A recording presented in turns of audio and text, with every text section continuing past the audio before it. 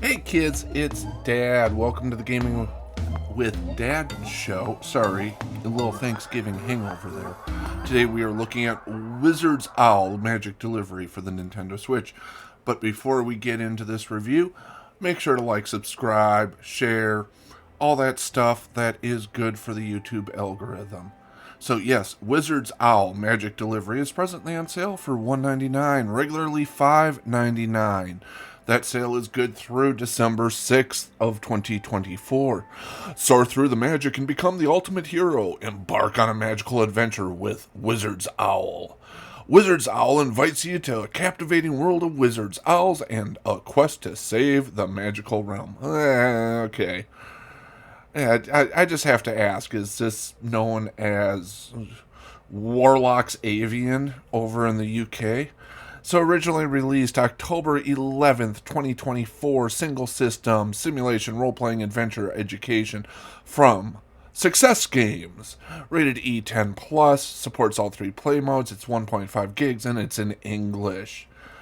So yes, this is a game where you play a cute little owl and you deliver mail for wizards. I swear to God, this isn't Harry Potter. This is not the long-awaited sequel for Hogwarts Legacy. It's a game.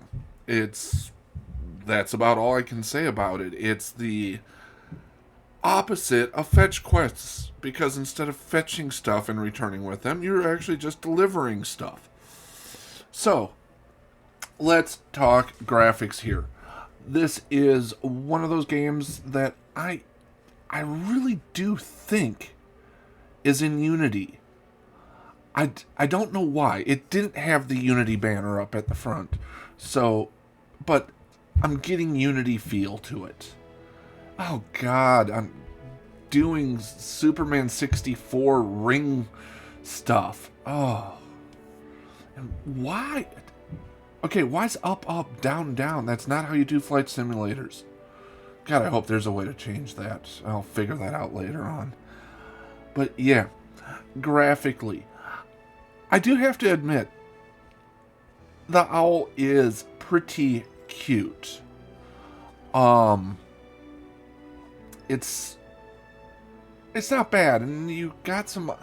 There are options to customize your owl, but you can't make it a snowy owl or anything like that. You know, the one that you'd actually want to if you're a Harry Potter fan. But again, this is not a Harry Potter game. But the world is pretty empty in all reality, and the trees are cookie cutter pasted like Pokemon Arceus. It's it looks good, but with the amount of pop in, drop frames, overly cookie cutter stuff, it does detract from the game. And so graphically, I am going to give this a 14. I mean, really, the biggest problem is there's more pop in than an air popper. It's bad. There are points later on in the game where you'll be flying over a building and all of a sudden windows will just appear and the draw distance is almost non-existent. I've got further draw distance on my progressive lenses. But let's talk sound. It's sound. Sound is sound. That's about all I can say about this. It's not offensive. I'm giving sound a 15. We're presently at 29. Controls. I've got a couple of problems with the controls here.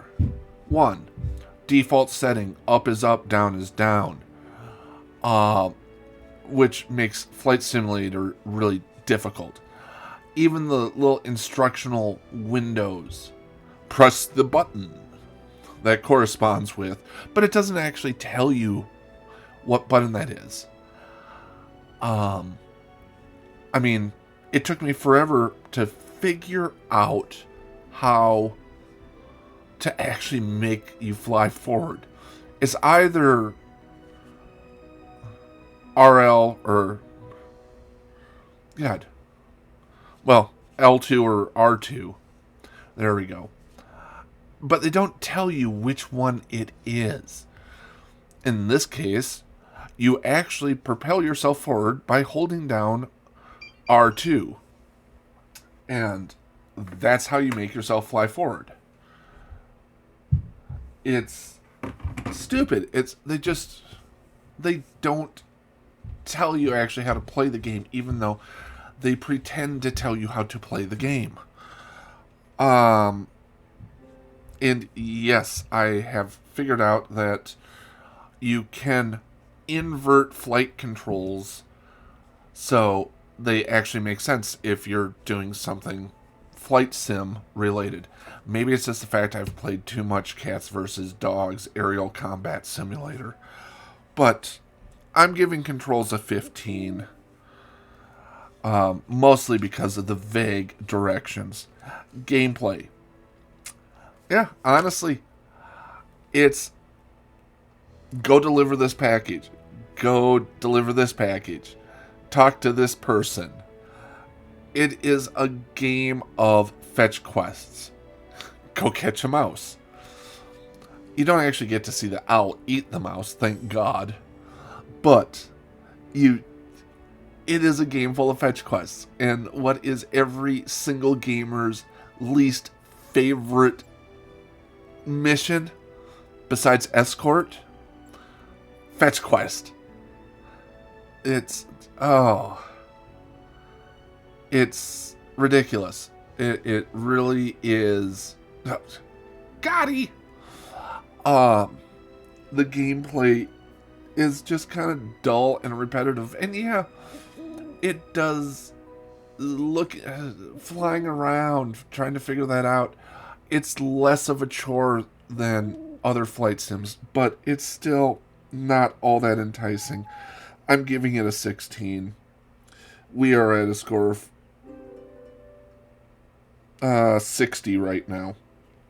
There we go. Math is difficult after way too much brandy and way too much pumpkin bog wine from Prairie Berry. Let's talk value. It's $1.99 right now. Regularly $5.99. Not overly expensive. As far as recent games that we've reviewed that are cute, it actually is playable. It's just there's not a lot of fun to be had. I suppose you could kind of get into a peaceful vibe with it, but why is the mailbox floating there? I don't know. There's just enough problems where it's obviously not as polished as what it should be. I'm giving value an 11. That puts us at 71. It's a solid C-. You have passed your Game Development 101.